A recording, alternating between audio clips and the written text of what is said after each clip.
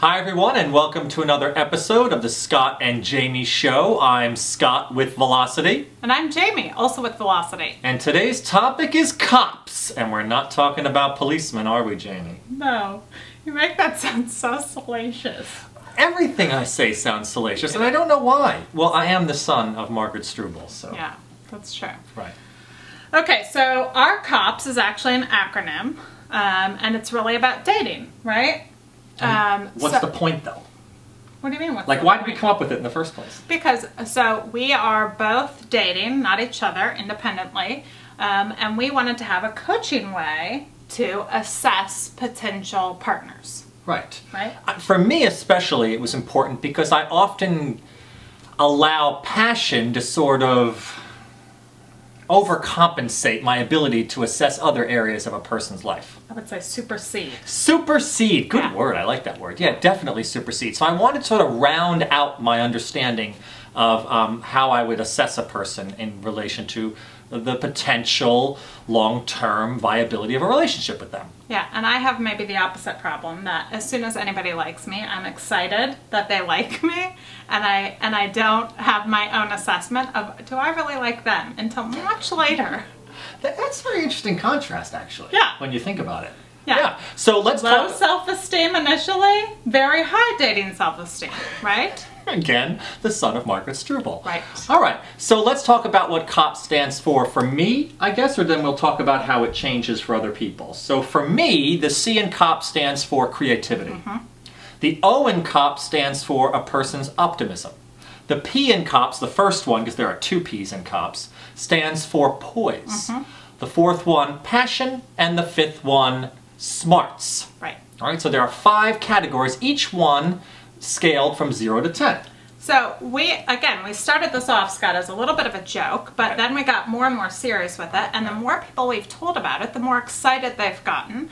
And then people were like, well, I don't really care about creativity. Right. That's what's come up most often. So we said, instead of C standing for creativity, why doesn't it stand for custom? So you pick a character trait that you really want in your partner, and use that. So right. And a friend of mine decided that C for him was edginess. He likes a man who's edgy.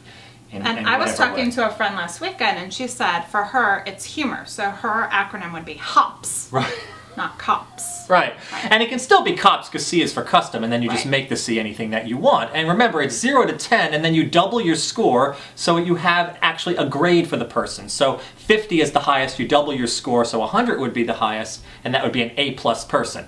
My argument would be if anyone you are assessing is 100, you're probably a bit delusional and should be a bit more discerning in your evaluation of them. But it is very interesting to evaluate not only potential suitors, but also yourself. I was just going to say that. So I did my own COPS score, right? And I gave myself, I think, a 90 in COPS.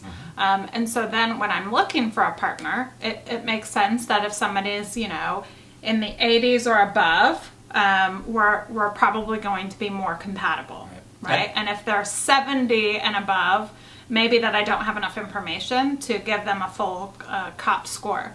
But your score, your COPS score, was higher. It was a 94. And for me, what I have found as I've evaluated both present people I'm interested in and, let's say, past people in my life, is that anyone with a COPS score of between 70 and, like, say, 79, I want more information on. I want to continue to see them and figure it out. Anyone above an 80, I'm very excited about. That's like, wow, this person, there's definitely something there. There's definitely some great potential, and I want to see them for some more. Anyone less, a 69 or less, chances are it's probably not going to work out. That doesn't mean I wouldn't try, but I wouldn't hold too much to that. Right. And I think what's really interesting about this COPS scoring system is that it really allows you to be a slightly more objective about things that you actually care about when you're talking about going on a date and partnering. Not just like, oh, we had a really good conversation. You're like, how optimistic were they in that conversation, right? Are they, for me, poise is about would I bring them home to my family? Yeah. Poise for me is, can I go to, say, a networking event and leave them on their own, and they would just shine and do their thing. Right. And they would also put me in my place, but never in public. That's very Italian-American. Yeah, so I think it's really interesting that you you know, you can now, you have questions that you want to ask on the date rather than just a chat. Right. Because you're really trying to learn more about them to see, ooh, what is their creativity like?